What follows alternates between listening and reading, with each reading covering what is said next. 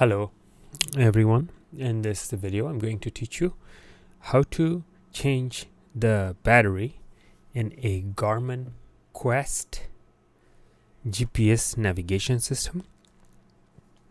These little units are very old, like decades old, but they are really good workhorses, and they are designed to be all-weather, water resistant and whatnot.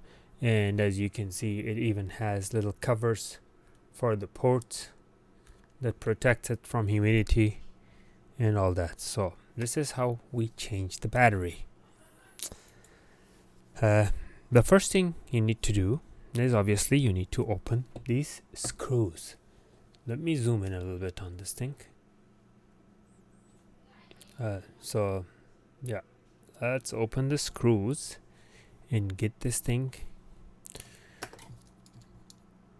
ready to take the battery out. Zoom out a little bit. I have zoomed in too much. Okay, so the screws are Phillips, so you have to use a very fine point Phillips screwdriver, as you can see here. Very fine point Phillips screwdriver, one of the smallest Phillips screwdrivers. And take it apart.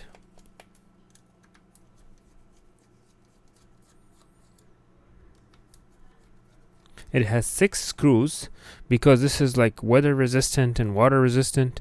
For that reason, they have multiple screws to basically hold it really tight. So now this simply comes off just like that, but you have to be very careful because there's fine wires you don't want to break. This is the rubber sealant that normally you don't see in other Garmins unless it is a waterproof unit.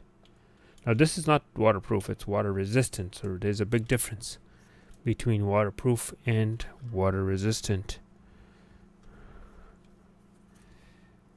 There you go. So this is your battery. Unplug it right here. Very nice and easy, carefully. Now notice the battery has been glued here, and notice the glue there.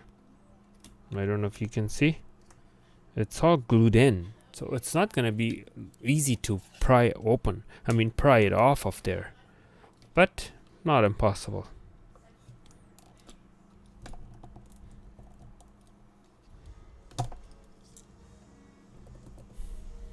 Let's see how we can remove this.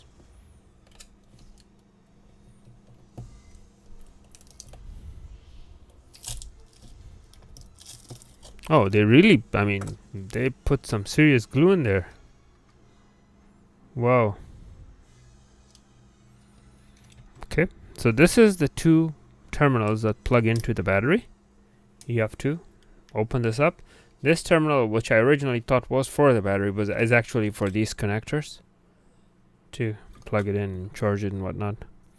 Okay, let me get the replacement battery.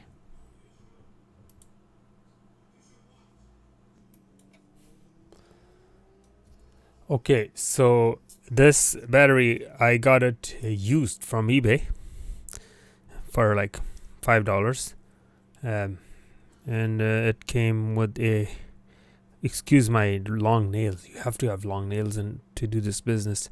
It's like you can't have clean nails if you're a car mechanic or a GPS repair person.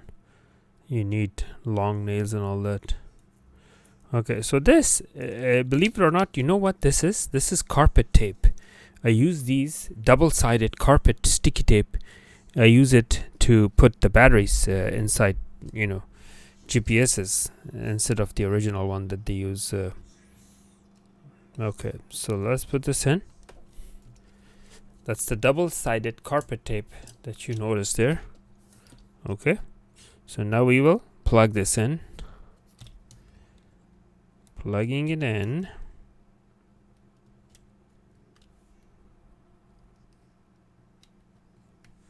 And plugging in the external connector. And the puppy should be operational again as soon as the battery is charged. Obviously, the battery is fully discharged. You can't ship a fully charged battery based on the regulations, FAA, Federal Aviation Administration regulations. You can only ship small batteries fully discharged for air security and all those good reasons, so that you don't have a fire on board for a lithium ion battery discharging on you. Just like they say, that's exactly what happened to the Malaysian airline that disappeared in the Indian Ocean. They say there was a lithium ion battery that caught fire. Okay, so you make sure the gasket, remember there was a rubber gasket all around it. Make sure the rubber gasket is all tight and nicely in place. And then you put all these screws back in. Nice and neatly.